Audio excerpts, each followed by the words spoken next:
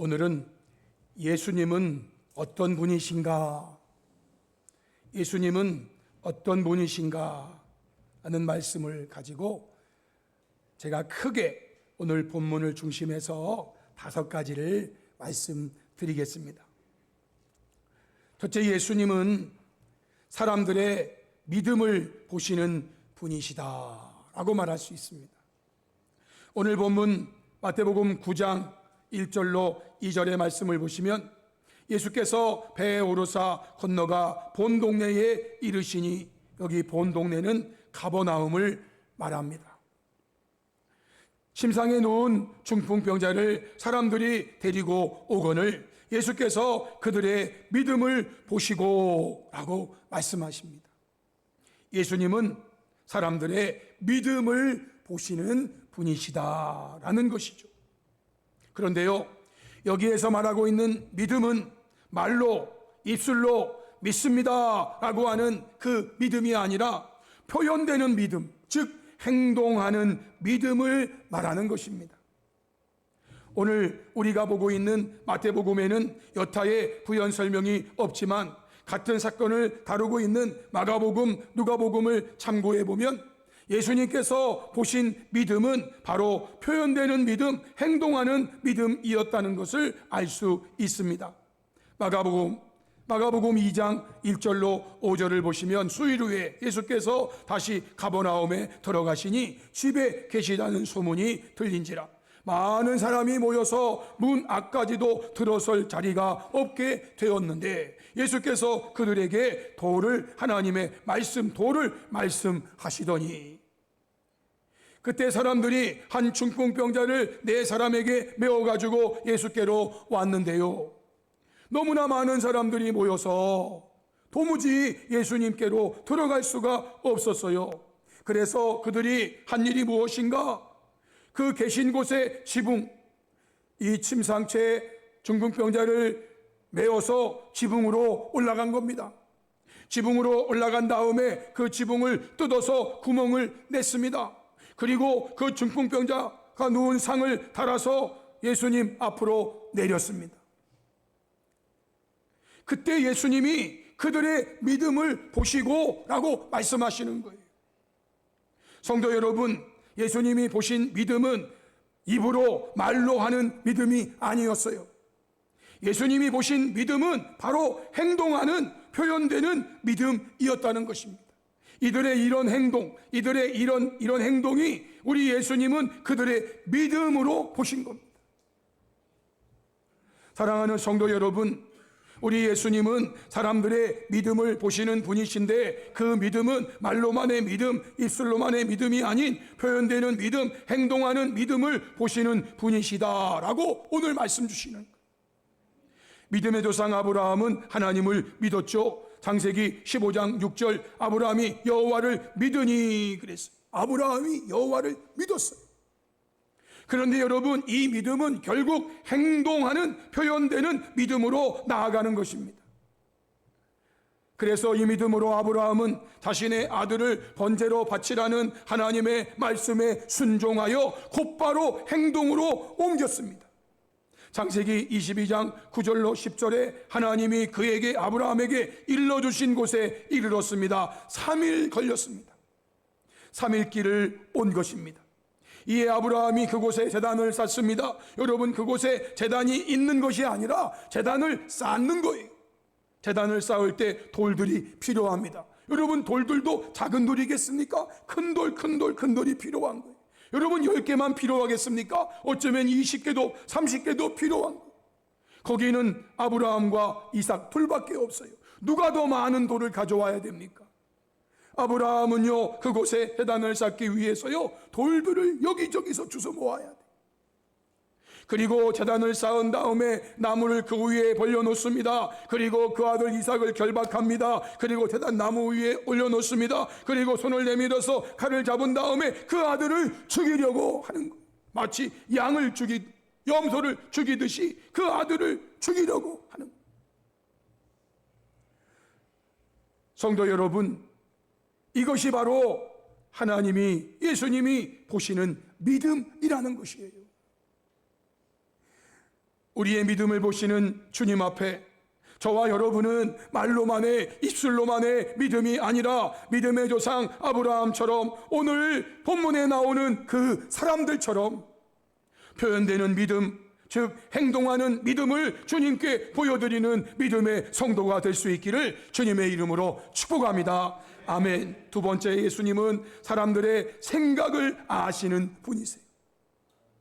3절로 4절에 보니까 어떤 서기관들이 속으로 이르되 이 사람이 신성을 모독하도다. 여기 말하는 이 사람은 예수님을 말하는 거예요. 거기 서기관들이 예수님을 향해서 이 사람이 신성을 모독한다. 그들이 속으로.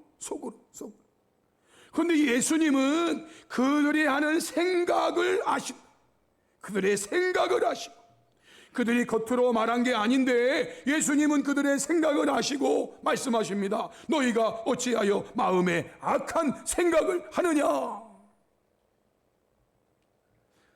우리 예수님은요, 사람들의 생각을 아시는 분이세요. 그 생각이 선한 생각인지 아니면 그 생각이 악한 생각인지, 지금도 저와 여러분이 무슨 생각을 한다면 그 생각이 선한 생각인지 악한 생각인지 우리 주님은 아신다. 그래서 성도들은 생각나는 대로 생각하면 안 되고 생각하는 훈련을 해야 하는 거예요. 생각나는 대로 생각하면 안 돼요. 생각하는 훈련을 해야 돼요.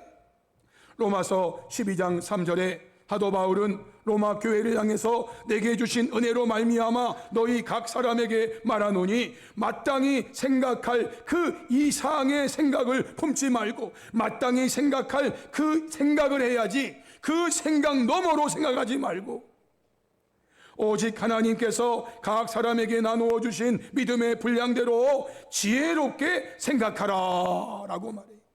그냥 되는 대로 생각하면 안 돼요. 생각나는 대로 생각하면 안 되는 거예요. 성도들이 이렇게 해야 하는 이유가 무엇일까요? 마음의 생각이 삶으로 드러나는 것이고 마침내 그 삶으로 드러난 그 삶으로 하나님의 심판을 받을 것이기 때문이라는 거예요.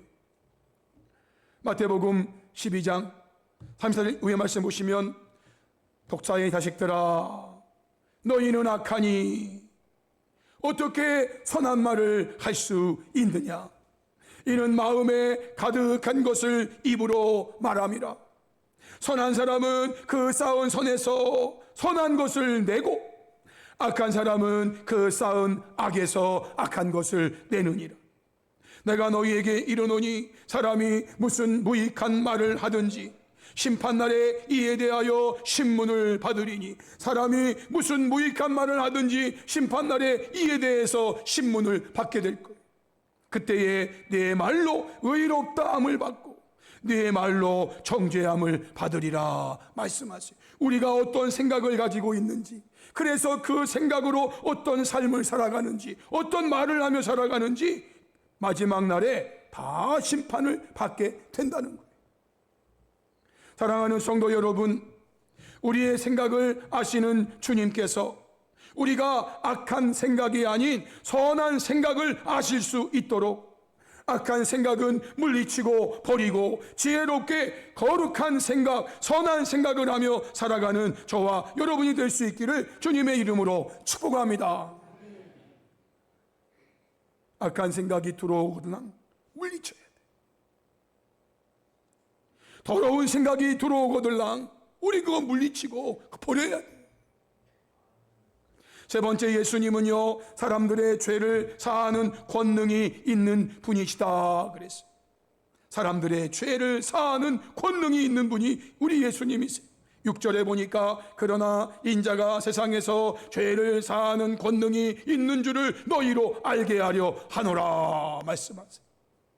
동일한 내용을 담은 누가복음과 마가복음에서는 그러나 인자가 땅에서 죄를 사하는 권세가 있는 줄을 너희로 알게 하리라, 알게 하려 하노라 말씀하세요. 우리 예수님은요 죄를 사하는 권능, 죄를 사하는 권세가 있는 분이시라는 거예요. 죄를 사하는 권세, 죄를 사하는 권능이 있단 말이에요. 여러분, 이 말이 나오게 된 배경이 무엇이에요? 예수님께서 중풍병자를 보시고 이렇게 말씀하셨기 때문이에요. 마가복음 9장 2절에 작은 자야 안심하라, 내 죄 사함을 받았느니라고 말씀하셨어요. 내 죄 사함을 받았느니라, 이 말씀을 하시니까 거기에 앉아있던 어떤 서기관이 3절에 보니까 속으로 말한 거예요. 이 사람이 신성을 모독하는도다, 신성을 모독하는도다. 왜 이들이 이런 말을 했을까요? 마태복음에는 설명이 없지만 마가복음과 누가복음을 보면은 이렇게 설명이 되어 있어요. 어떤 서기관과 바리새인들이 거기에 앉아서 마음에 생각하기를, 이 사람이 어찌 이렇게 말하는가, 신성 모독이로다, 어찌 이렇게 말하는가. 무슨 말했어요? 작은 자야 내 죄사함을 받았느니라, 내 죄사함을 받았느니라, 이렇게 말했는데, 이 말을 들은 서기관들 바리새인들이 그 말을 듣고 이 사람이 어찌 이렇게 말하는가, 신성 모독이다. 왜? 오직 하나님 한 분 외에는, 오직 하나님 한 분, 하나님 외에는 죄를 사할 수 있는 분이 없는데, 오직 하나님 한 분 외에는 누가 능히 죄를 사하겠느냐. 그런데 자기가 뭐라고? 제가 언제부턴가요, 지가 뭐라고 이런 말을 안 쓰기로 했어요. 제가 지가 뭐라고 막 이렇게 하다가 보니까 순간 우리 교회에 지미영 권사님이 계신 거예요. 지시성을 가진 분이 우리 교회에 계셔요. 그래서 제가 지가 뭐라고 하면 그분이 얼마나 서운할까. 그래가지고 그때부터는 제가 지가 뭐라는 말을 안 쓰고 저기가 뭐라고. 여러분, 지금 여기 앉아있는 서기관 바리새인들이 속으로 생각합니다. 아니, 자기가 뭐라고, 자기가 뭔데 그 사람을 보고 네 죄사함을 받았느니라 라고 하는가? 이거는 신성모독이다, 신성모독. 하나님 한 분 외에는 죄를 사할 수 있는 분이 없는데, 오직 하나님만 죄를 사하는 권능과 권세를 가지신 분인데 자기가 뭐라고 지금 저런 말을 하는가? 라는 거예요. 성도 여러분, 이 말을 근거로 하면은요, 우리 예수님이 바로 그들이 말하는 하나님이시라는 거예요. 우리 예수님은 그들이 말하는 하나님이에요. 왜? 하나님에게는 죄를 사하는 권능이, 권세가 있는데 그분이 지금 바로 예수님이시라는 거예요. 그러니까 예수님은요, 지금 그들에게 내가 바로 너희들 앞에 있는 그 하나님이라는 걸 보여주고 알게 하시려고 하는 거예요.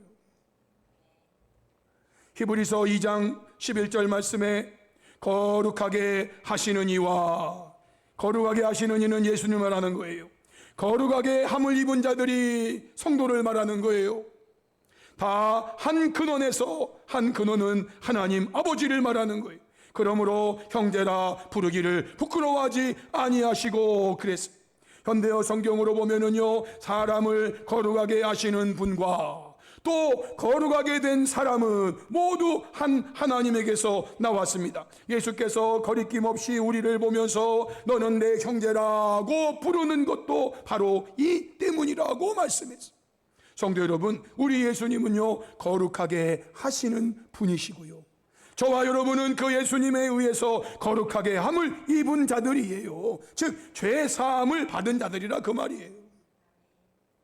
성경에 대표적으로 하나님 앞에 죄를 지어서 벌을 받아 나병 환자가 되는 그런 이야기를 해요. 지금은 아니에요. 지금 세계관으로는 그렇지 않은데 그 당시 유대인들 세계관으로는 그렇다 그 말이에요. 당시의 나병 환자들은요, 저 사람은 하나님 앞에 죄를 지어서 하나님 앞에 벌을 받은 거야 이렇게 생각해서 자기는 부정한 자라고 생각했고요, 다른 사람들도 저 사람은 죄인이야, 저 사람은 부정한 사람이야 라고 생각한 거예요. 그래서요, 그 사람을 만지게 되면은요, 그 사람의 부정이 만진 사람에게도 오는 거예요. 세상말로 재수가 없어가지고 나병 환자인지 모르고 지나가다가 옷깃만 스쳐도 그 사람은 부정한 자와 스쳤기 때문에 자기가 부정한 자가 되는 거예요. 그래서 나병 환자들은요, 어디를 갈 때에는 입술을 가리면서 나는 부정합니다, 나는 죄인입니다, 나는 죄인입니다 그러면서 다녀야 돼요. 왜? 잘못하면 부딪힐 수 있으니까. 그러면 그 말 듣고 사람들은 슬슬슬 피하죠. 슬슬슬 피하죠. 그런데 여러분, 우리 예수님께서는요, 신약 성경에 그 나병 환자에게 손을 대십니다. 세상적으로 말하면은 손을 대는 순간 예수님은 부정한 자가 되는 거예요. 그 나병 환자의 부정함이 죄가 옮겨지니까. 그런데 우리 예수님은요, 어떤 분이시냐면 거룩하게 하시는 분이시란 말이에요. 죄를 사하는 권능이 있는 분이시란 말이에요. 그러니까 그분이 딱 되면 그의 부정이 손을 댄 예수님에게 오는 게 아니라 손을 댄 예수님이 거룩하게 하시는 분이시기 때문에 손을 댄 그에게 거룩함이 가는 거예요. 거룩함이 가는 거예요. 그것이 그의 병이 나았다는 것으로 증거되는 거예요. 증거.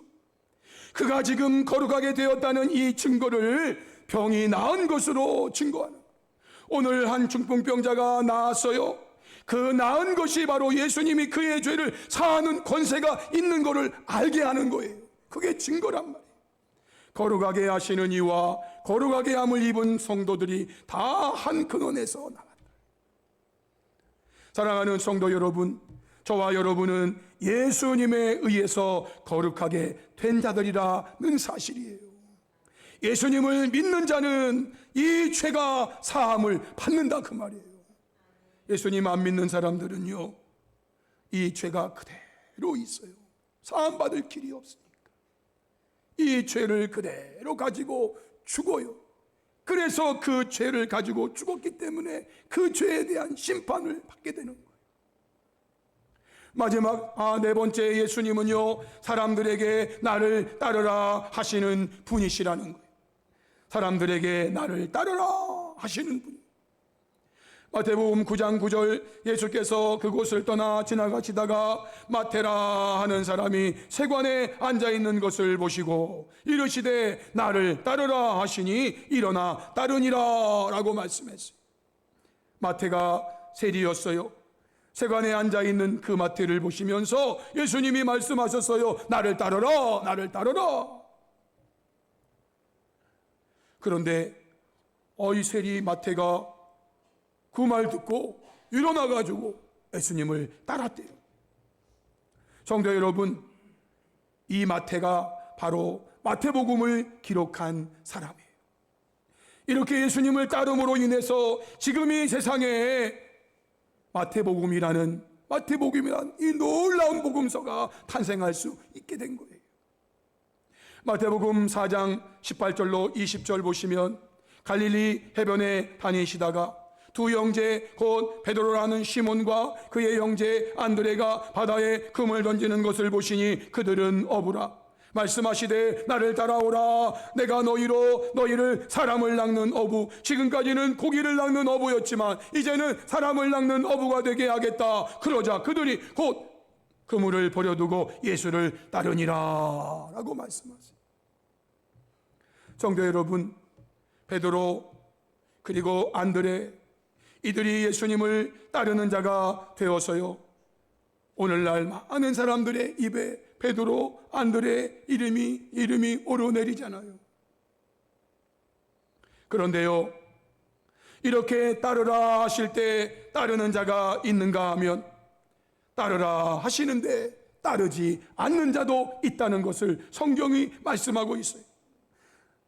마태복음 19장 21절 22절에 예수께서 이르시되 네가 온전하고자 할진대 가서 내 소유를 팔아 가난한 자들에게 주라. 그리하면 하늘에서 보화가 내게 있으리라. 그리고 와서 나를 따르라 하시니 그 청년이 재물이 많음으로 이 말씀을 듣고 근심하며 가니라 그랬어요.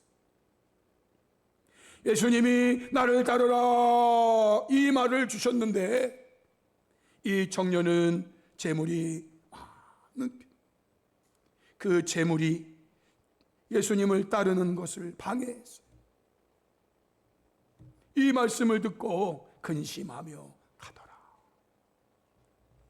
사랑하는 성도 여러분, 저와 여러분은 나를 따르라고 말씀하시는 주님을 조건 없이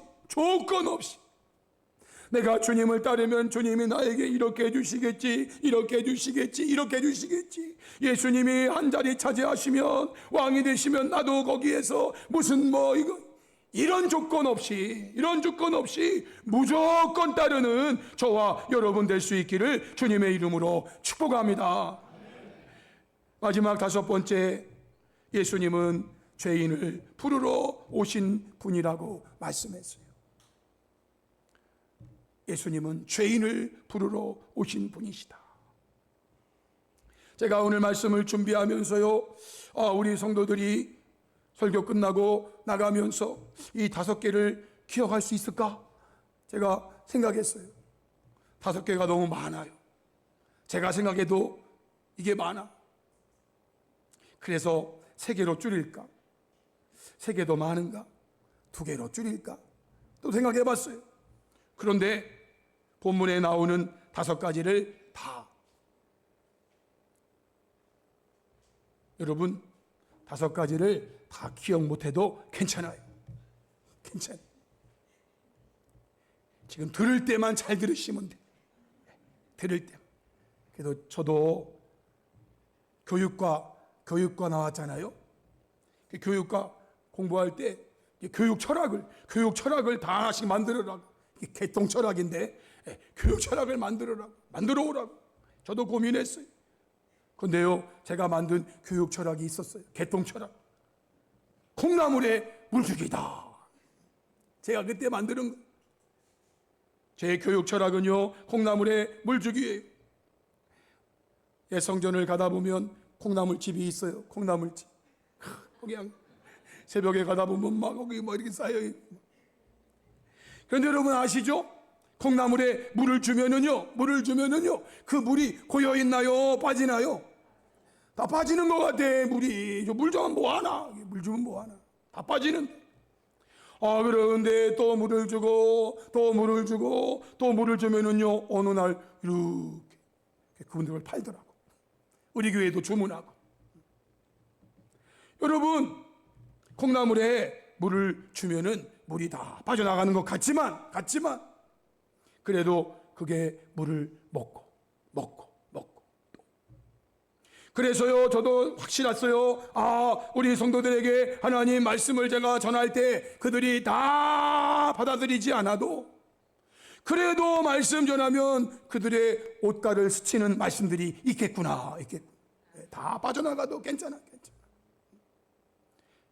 그래서 믿음은 어디서 난다고요? 들음에서 난. 여러분, 기억 못해도 괜찮아요. 오늘 제가 예수님은 어떤 분이신가 5가지를 말씀드렸는데요, 다 기억 못해도 상관없어요. 괜찮아요. 여러분 들으셨잖아요. 마지막 5번째, 예수님은요, 죄인을 부르러 오신 분이시래요. 죄인을 부르러 오셨대요. 마태복음 9장 10절 이후에 예수께서 마태의 집에서 앉아 음식을 놔두실 때 많은 세리와 죄인들이 와서 예수와 그의 제자들과 함께 앉아서 음식을 먹고 있어. 이 모습을 바리새인들이 보면서 예수님의 제자들에게 말했어요. 어찌하여 너의 선생은 세리와 죄인들과 함께 잡수시느냐? 너의 선생은 어떻게 세리와 죄인들과 한 패가 되어가지고 저렇게 음식을 먹을 수가 있어요? 이 말을 예수님 들으셨어요? 하시는 말씀, 건강한 자에게는 의사가 쓸데없고 병든 자에게라야 쓸데있느니라. 맞습니다. 건강한 자에게는 의사가 그렇게 필요 없죠. 건강하니까. 그런데 병든 자에게는 의사가 꼭 필요하죠. 너희는 가서 내가 긍휼을 원하고 제사를 원하지 아니하노라 하신 뜻이 무엇인지 배우라. 나는 의인을 부르러 온 것이 아니요 죄인을 부르러 왔노라 하시니라. 우리 예수님은요, 죄인을 부르러 왔다고 말씀하셨어요. 여기서 말씀하고 있는 의인은요, 자칭 타칭 의인을 말하는 것이지 절대 의인을 말하는 것이 아니에요. 세상에 의인은 없어요. 모든 사람들이 다 죄인이에요.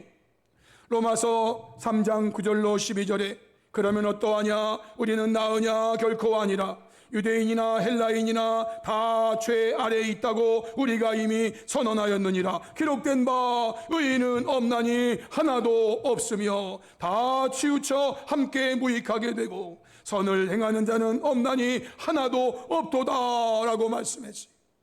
모든 사람이 다 죄인이에요. 다 죄인이. 로마서 3장 23절 모든 사람이 죄를 범하였음에 하나님의 영광에 이르지 못하더니 모든 사람이 한 사람도 예외 없어요. 다 죄인이에요. 로마서 5장 12절 그러므로 한 사람 말미암아 아담을 말해요 죄가 세상에 들어오고 죄로 말미암아 사망이 들어왔나니 이와 같이 모든 사람이 죄를 지었으므로 사망이 모든 사람에게 이르렀느니라 라고 말해요. 여러분 모든 사람이 다 죄인이에요. 다 죄인이에요. 이러함에도 불구하고 사람들 중에는 자신은 의인이라고 스스로 말하는 사람이 있다는 거예요. 즉 자신은 절대 결코 죄인이 아니라고 말하는 사람들을 말합니다. 나는 죄인이 아니야. 나는 죄인이 아니야. 나는 의인이야. 누가복음 18장 9절로 11절 말씀에 또 자기를 의롭다고 믿고 자기를 의인이라고 믿고 다른 사람을 멸시하는 사람들을 향해서 예수님이 이 비유를 주셨어요. 두 사람이 기도하러 성전에 올라갔는데 한 사람은 바리새인이에요. 한 사람은 세리예요. 오늘 본문으로 말하면 마태를 세리를 말하고 또 마태와 함께하는 그 직업 같은 군 있는 사람들 그리고 그 모습을 보고 있는 바리새인은요 이렇게 했대요. 서서 따로 기도하여 이르되 하나님이여 나는요 다른 사람들 곧 도색하고 불의하고 간음하는 사람들과 같이 아니하고요 저기 있는 이 세리와도 같이 아니함을 감사하나이다 그랬대. 자신은 죄인이 아니라 의인이라는 거죠. 자신은 죄인이 아니라 의인이라는 거예요. 어찌하여 너의 선생은 저렇게 죄인들과 세리들과 함께 음식을 먹느냐 이렇게 말하는 바리새인은요 자신은 죄인이 아니라 의인이라고 지금 말하고 있는 거예요. 그러나 세리는요 자신은 죄인이라고 스스로 고백하고 있어요. 누가복음 18장 13절 세리는 멀리 서서 감히 눈을 들어 하늘을 쳐다보지도 못하고 다만 가슴을 치며 이르되 하나님이여 나를 불쌍히 여기소서 나는 죄인이로소이다 하였느니라 라고 말해요. 세리는요 하나님 불쌍히 여겨주세요. 나는 죄인이에요. 나는 죄인이에요. 사랑하는 성도 여러분, 예수님은요 의인을 부르러 오신 것이 아니라 죄인을 부르러 오셨다고 말씀하세요. 여러분은 스스로를 어떻게 생각하고 있습니까? 바리새인처럼 나는 의인이라고 생각하고 있습니까? 아니면 세리처럼 나는 죄인이라고 생각하고 있습니까? 만약에 강단에서 여러분 회개하십시오 라고 말할 때 맞아 나는 죄인이야 내가 회개해야지 라고 한다면 그는 죄인이. 그러나 내가 뭘 회개할 게 있다고 나한테 회개하라고 그래 이런 생각이 드시면 그는 지금 바리새인처럼 나는 의인이라고 착각하고 있는 거예요. 모든 사람은 다 죄인이에요. 의인은 한 사람도 없어요. 그런데 자기 스스로 자신이 의인이라고 착각하고 있을 뿐이에요. 사랑하는 성도 여러분, 자신이 의인이라고 생각하시면 그는 예수님과 아무런 관계가 없는 사람이고요. 자신이 죄인이라고 생각하시면 그렇기 때문에 그에게는 예수님이 필요하고 예수님은 그를 부르러 이 땅에 오셨다는 거예요. 마태복음 1장 21절에 아들을 낳으리니 이름을 예수라 하라. 이는 그가 예수님이 자기 백성을 그들의 죄에서 구원할 자이심이라 말씀하셨어요. 주님은요 죄인을 부르러 오신 거예요. 죄인을 불러 회개시켜 구원받게 하시려고 오신 거라 그 말이에요. 그런데 나는 의인이라고 하면 예수님과 무슨 관계가 있습니까? 그러므로 저와 여러분은 늘 겸손함으로 주님을 따르고 죄 용서해 주심에 감사하며 마음에 선한 생각을 하면서 입술로만의 말로만의 믿음이 아닌 표현되는 믿음, 행동하는 믿음으로 주님을 기쁘시게 하며 사는 복된 성도들 다 될 수 있기를 주님의 이름으로 축복합니다. 아멘. 우리 찬송가 94장 주